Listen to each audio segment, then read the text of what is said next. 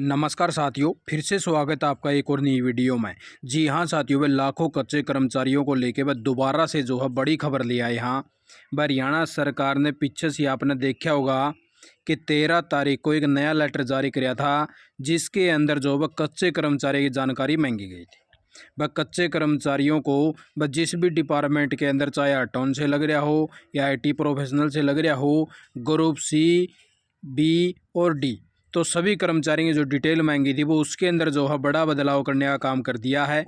अब इन कर्मचारियों का जो है डाटा नहीं भेजना है डिपार्टमेंट वाले ने। साफ साफ उस लेटर के अंदर जो है अमेंडमेंट यानी कि चेंजेस कर दिया गया है। वो क्या क्या चेंजेस करे हैं और कौन से कर्मचारी हैं, जिसके बारे में जो है भाई उन्होंने साफ मना कर दिया है। आप साथियों ने दिखाई दिया सारी इन्फॉर्मेशन। तो सबसे पहले तो ये देख लीजिए साथियों, आज जो है 15 मार्च हो चुकी है और 15 मार्च को जो है नया लेटर जो है जारी करने का काम कर दिया है। जो 5 से 7 साल के, 7 से 10 साल के और 10 साल से अब जो कर्मचारी हैं जिनकी डिटेल मांगने का काम कराया गया था। तो इस प्रकार से देख लीजिए साथियों, वो वही लेटर है 13 मार्च 2024 का। लेकिन इसके अंदर साथियों वो कुछ जो है चेंजेस करने का काम कराया गया है। जैसा कि हमने आपको पहले भी ऑलरेडी वीडियो के माध्यम से जानकारी दे दी थी, भाई इन कर्मचारियों का डाटा जो है इसके अंदर नहीं जाएगा, क्योंकि वहाँ पे जो हरियाणा सरकार के पास में ऑलरेडी इन कर्मचारियों का डाटा पहुँचा हुआ है और वहीं से जानकारी आओगी। अलग अलग से जो है डिपार्टमेंट वाइज कोई भी डाटा नहीं देना है। और इसके अंदर भी जो है साफ साफ लिख दिया है, ये देख लीजिए। कई डिपार्टमेंट वाले तो अभी से जो है इनकी भी डिटेल साथ में जोड़ के भेजने लग गए थे, जबकि इनका कोई नाम भी नहीं लिख रखा था लेटरों के अंदर। और हमने भी जो है ऑलरेडी आप साथियों को पहले ही बता दिया था भाई इनका डाटा जो है नहीं भेजना है अभी, क्योंकि इनका डाटा ऑलरेडी डिपार्टमेंट के पास में है, हरियाणा कौशल निगम के पास में। और वहाँ पे जब साथी पोर्ट करे गए थे तो उनका पोर्ट करने के बाद में उनकी डेट जो है मेंशन करी गई थी कि कब से ये कैंडिडेट जो है डिपार्टमेंटों के अंदर ज्वाइन किए हुए हैं।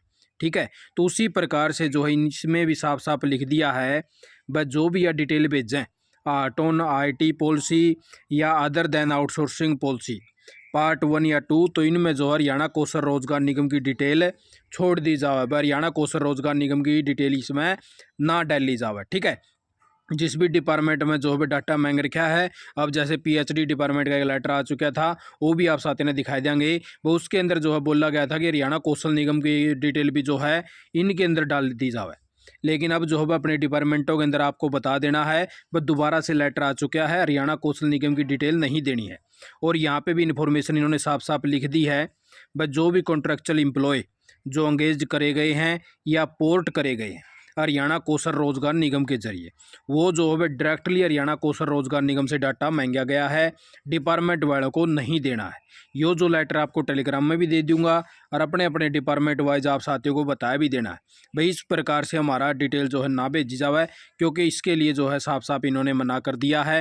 भाई इनकी डिटेल जो है सीधी डायरेक्टली हरियाणा कौशल रोजगार निगम देगा वह कितने कर्मचारी हमारे पास में हैं, क्योंकि इनके लिए अगर कोई पॉलिसी बनती है ना तो इनके लिए भी बिल्कुल पक्की बनेगी, क्योंकि इनका रिकॉर्ड तो हरियाणा सरकार के पास में है।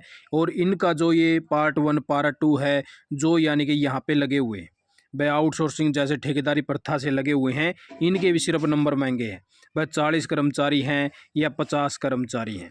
और इन साथियों की जो है ना तो कोई फैमिली ID मांगी है, ना कोई नाम मांगा है, सिर्फ यानी कि नंबर मांगे हैं। वह कितने नंबर कर्मचारी हैं जो इतने इतने साल लगे हुए हैं, ताकि कोई पॉलिसी बनाई जा सके। अगर इनके लिए पॉलिसी बना है तो इनके लिए तो पक्की पॉलिसी बनेगी। इनको कोई भी रोकने वाला नहीं है जो हरियाणा कौशल रोजगार निगम के तहत कर्मचारी लगे हुए हैं।